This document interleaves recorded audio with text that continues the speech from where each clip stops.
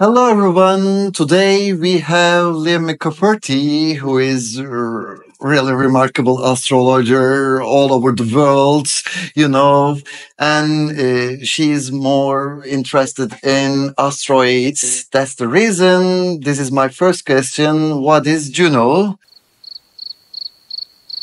Just a kidding right now, because we know.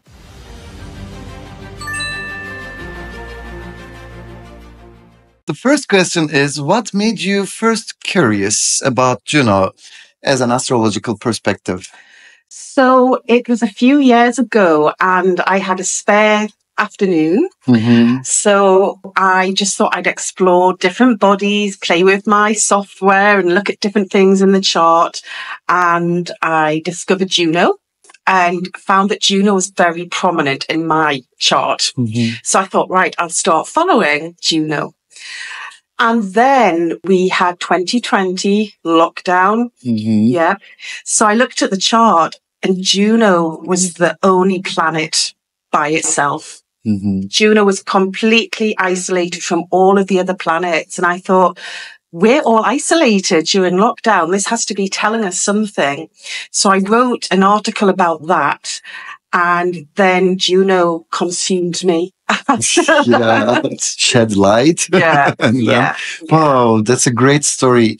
And the second question, I think you mentioned that your first talk, because there are a variety of Juno characters, not just of one Juno characters, and you can say epithets or epithets. So I'm gonna ask you the wonder of Juno eclipses the other asteroids. I think there's a few reasons. So the main one is that she was Jupiter's wife. She's the queen. Zeus. Jupiter's consort, and she had so much political influence and power. But also, Juno was so esteemed and highly revered in Roman culture. She had temples dedicated to her. She had coins minted, so she has a financial element. She had festivals throughout the year devoted to her. So she was really worshipped very highly in Roman culture. Wow, that's great. We have to learn a lot of things. And what do astrologers risk missing out on in astrology when they overlook asteroids like Juno? Okay, so it's a choice whether you want to add extra bodies into the chart. Everyone has their choice. But I think the likes of Juno, they add another deep, valuable layer of insight into the chart. And often we can analyze a chart and think there's something missing perhaps. And then we look at the likes of Juno, who fills in the rest of the story and fills in the rest of the gaps. It's all of this inspired me because in her first talk, we recognize, we not just recognize, we draw an Agatha Christie's chart, and we use just one asteroid, that is Juno, and we recognize all of these characteristics and Agatha's ex-boyfriends, ex-husbands. We follow the path of Juno. That's really interesting. Thank you so much for these are great, contributions to us, Lianne. How do you think Juno influences natal versus sinastri or transit charts? Maybe you comment more on financial or mundane area. So commonly, Juno has just been seen as interpreting the long-term committed partner, but there's so much more because Juno's a very creative energy. Juno is all about our rights. So you often see Juno prominent in charts of people who are political activists who are fighting to make something better in the world. And Juno acts like a trigger. You know, we follow the transits of Mars, and we know Mars is going to trigger something. Juno can act very similar to that, acting as a sort of the shadow area. Yeah, and comes along and triggers a larger transit, for example. So even if you don't fully understand how to interpret Juno, you know it's an energy coming along that's going to activate the rest of the chart. So you can work with Juno in a very simple way.